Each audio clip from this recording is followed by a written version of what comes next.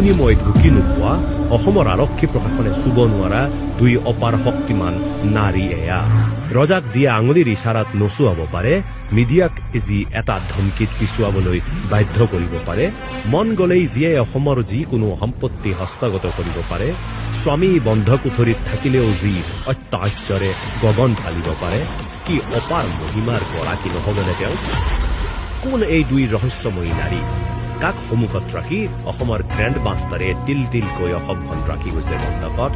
কাক সুৰক্ষা দিবলৈ গৈ গ্ৰেণ্ড মাষ্টাৰে আমাৰ আপোন জুবিন গাৰ্গৰ হত্যাৰ তদন্তত লগাইছে নিত্য নতুন ৰহণ?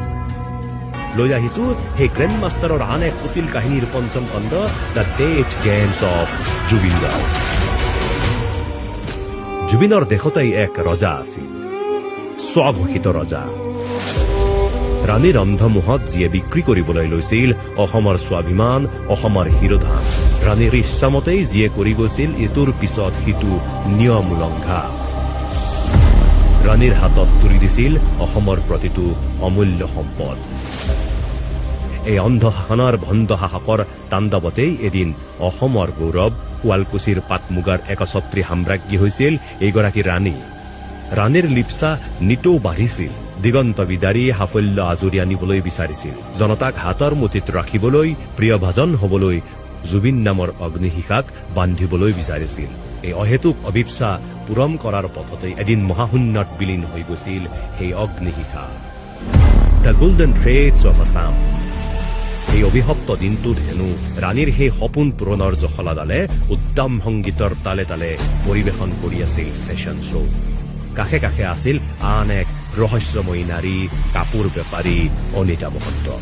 সেই গ্ৰেণ্ড মাষ্টাৰৰ হান্তাৰৰ কোবত জঁপিয়াই ফুৰা শ্যামকানু মহন্তৰ জানে মন। এই কাপোৰ বেপাৰীৰ সৈতেই ৰাণীৰ কাপোৰৰ বেপাৰ। ইটছ বিজনেছ, বুজা নাই? It's business. জুবিন গাৰ্গৰ প্ৰাণহীন শৰীৰটোৰ কাষে কাষে সিদিনা ছিংগাপুৰত ঘূৰি ফুৰা মহিলাগৰাকীয়েই সেইগৰাকী ৰহস্যময়ী বেপাৰী অনিতা মহন্ত।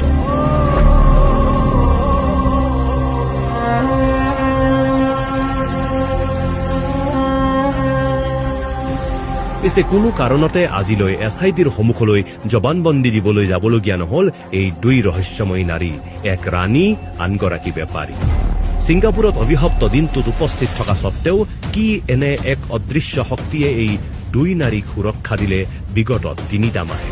গ্ৰেণ্ড মাষ্টাৰ হিমন্ত বিশ্ব শৰ্মাৰ গৃহ বিভাগে প্ৰশ্ন এটা কৰিবলৈও সাহস নকৰিলে এই দুই নাৰীক। অন্যতম যিটো আমাৰ এই অনুষ্ঠানটোত আচলতে সহযোগিতা কৰিছিল পবিত্ৰ মাৰ্ঘাৰিটা ডাঙৰীয়া আৰু ৰিণিকী ভূঞা ডাঙৰীয়া। এই দুগৰাকী ব্যক্তিক SITয়ে তদন্ত প্ৰক্ৰিয়ালৈ কেতিয়া আনিব, এই প্ৰশ্ন অসমৰ ৰাইজক মুখ্যমন্ত্ৰী হিমন্ত বিশ্ব শৰ্মাই ডাঙৰীয়াই দিব লাগে। একে সময়তে আমি শ্যামকানু মহন্তৰ পত্নী, যিগৰাকী পত্নী আছে, তেওঁকো আমি তদন্ত প্ৰক্ৰিয়ালৈ আনিবলৈ আমি দাবী জনাইছো। কাৰণ সেই নৰ্থ ইষ্ট ফেষ্টিভেলৰ এটা অন্যতম অনুষ্ঠান হিচাপে তেওঁ এজন উদ্যোক্তা আছিল। তেওঁক এই মুহূৰ্তলৈকে কিয় তদন্ত প্ৰক্ৰিয়ালৈ অনা নাই, এয়া অসমবাসীৰ ৰাইজৰ মনত কষ্টৰ উদ্বেগ ঘটিছে।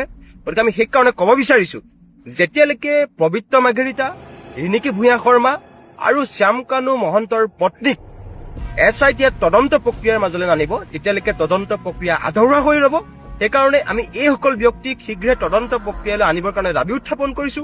আৰু যদিহে পবিত্ৰ মাৰ্ঘাৰিটা, ৰিণিকী ভূঞা শৰ্মা আৰু শ্যামকানু মহন্তৰ পত্নীক যদি তদন্ত প্ৰক্ৰিয়ালৈ নানে, তেন্তে জানিম যে তদন্ত প্ৰক্ৰিয়াৰ নামত সম্পূৰ্ণ ভেকু ভাওনা হৈছে। নৰ্থ ইষ্ট ইণ্ডিয়া ফেষ্টিভেল ইণ্ডিয়াৰ লগত জড়িত, ফেশ্বন শ্ব'ৰ লগত জড়িত, মানে মুখ্যমন্ত্ৰীৰ পত্নী ৰিণিকী ভূঞা ডাঙৰীয়াৰ গোল্ডেন থ্ৰেড অফ আছামত মানে তেখেতলোকে ফেশ্বন শ্ব'ত আছিল বুলি সকলোৱে এগৰাকী ব্যক্তিয়ে অভিযোগ আনিছিলে, থানাত এজাহাৰ দিছিলে। তাৰ পিছতো কিন্তু ৰিণিকী ভূঞা ডাঙৰীয়াক গ্ৰেপ্তাৰ কৰা নাই বা তেওঁক SITৰ আওতালৈ অনা। আপুনি সেইখিনি সময় যেতিয়া জুবিন গাৰ্গৰ মানে হত্যা হোৱা বুলি কৈছিলে, সেইখিনি সময়তো শ্যামকানু মহন্তৰ পত্নীও তাত আছিলে, ছিংগাপুৰত আছিলে। কাৰণ যিদিনা ৰাতিপুৱা, নেক্সট দিনা ৰাতিপুৱা যেতিয়া জুবিন গাৰ্গক নশ্বৰতে ছিংগাপুৰৰ হস্পিটেলখনৰ পৰা অনা হৈছিলে, সেই ভিডিঅ'ত কিন্তু শ্যামকানু মহন্তৰ লগত শ্যামকানু পত্নীক দেখা বুলি সকলোৱে কৈ আছে। যদি শ্যামকানু ডাঙৰীয়াৰ পত্নী তাত আছিলে, তেতিয়াহ'লে তেওঁক কিয় এতিয়ালৈকে গ্ৰেপ্তাৰ কৰা হোৱা নাই? তেওঁক কিয় তদন্তৰ আওতালৈ অহা নাই? তেওঁক কিয় মানে মুকলি আকাশৰ তলত থাকিব দিয়া হৈছে? কেৱল সেয়াই নে, হিমন্ত বিশ্ব শৰ্মা নেতৃত্বাধীন চৰকাৰখনে ফাণ্ডিং কৰি আহিছে নৰ্থ ইষ্ট ফেষ্টিভেলক। কাৰ্যত তেওঁৰ ঘনিষ্ঠ কোনো লোকেই এই জুবিন হত্যাৰ তদন্তৰ আওতালৈ আহিবলগীয়া নহল। এনেদৰেই চলি থাকিল তদন্ত, দাখিল হল চাৰ্জশ্বীট। কিছুদিন পিছতেই ঘোষণা হ'ব নিৰ্বাচনী অধিসূচনা। ব্যস্ততাত নিতাল মাৰিব তদন্ত প্ৰক্ৰিয়া। মৰমৰ জুবিনদা নোহোৱা হোৱা ৰহস্যও হয়তো ৰহস্য হৈ ৰৈ যাব চিৰকাল।